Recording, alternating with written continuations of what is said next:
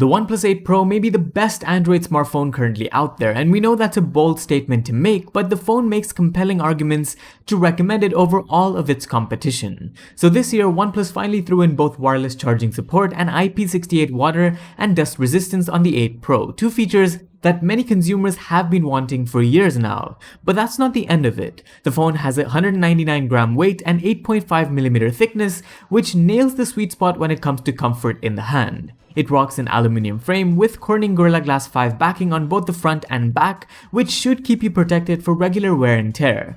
There's also support for dual SIM, but no memory card expansion, unfortunately. In typical OnePlus fashion though, there's just something about the phone that's hard to convey until you actually hold it in the hand.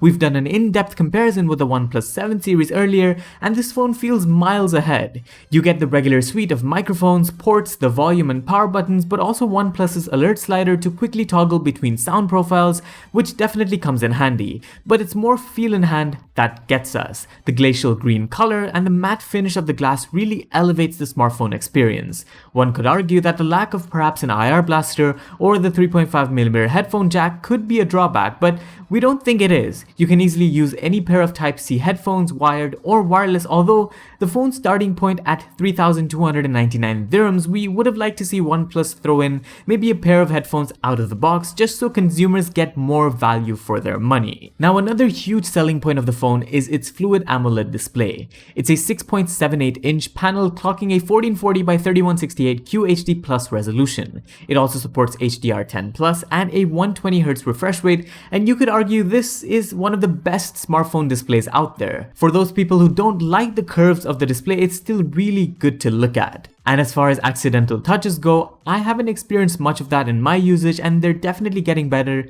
with each software update. This thing is ideal for multimedia as well, watching and just regular navigation, because that 120Hz refresh rate makes everything smooth as butter. There's also a special motion graphics smoothing option to elevate certain multimedia, and when it takes effect, there's definitely an enhancement, although it's quite subtle if you ask me. More so, the phone's processing power is one of the best out there. Its Qualcomm Snapdragon 865 octa-core chip on board, coupled with up to 256GB of UFS 3.0 storage and 12GB of RAM. With this sort of power, performance comes almost second nature. You can throw on multiple games and play them with little to no issues, and more so, its multitasking experience is great too. In fact, the OnePlus 8 series in general becomes the first to run Fortnite at 90 FPS on pretty much any smartphone, so that's a world exclusive as well.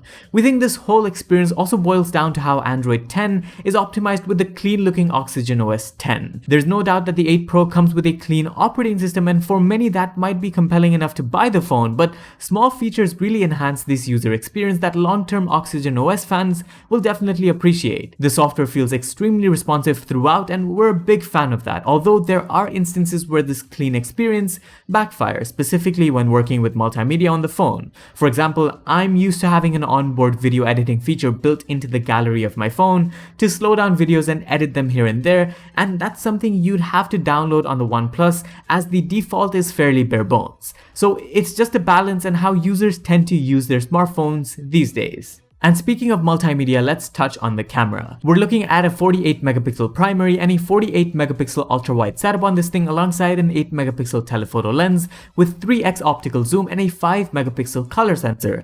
Over previous OnePlus smartphones, the camera definitely shows a huge improvement, especially when it comes to nighttime performance. However, we feel its zoom capabilities and its night mode feature could be better given the likes of the Huawei P40 Pro at its price. The ultra-wide camera though sees a major bump in performance, whereas the color sensor, well, it can literally see through objects. The latter has almost caused this buzz around how safe the OnePlus 8 Pro's color sensor is for privacy reasons, and the sensor might have to be disabled in China as a result.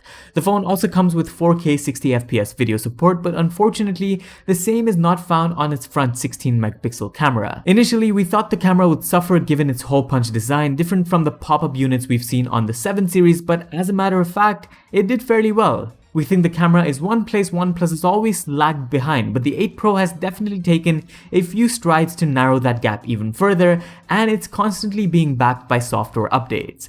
Now, as far as battery life goes, it's a 4510 mAh cell, getting you up to 50% from flat in about 20 to 25 minutes of charging. At least that's how it was during our testing. It's a fair bit bigger than the OnePlus 7 Pro series, and we think it's a solid capacity.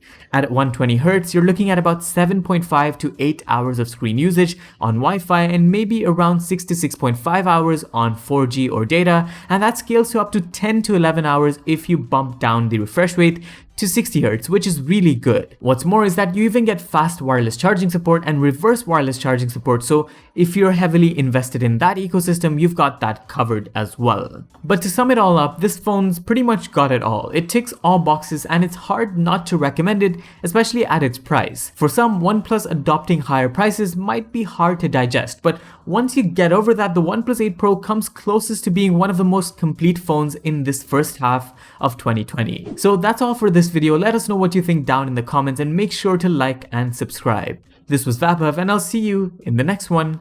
Adios.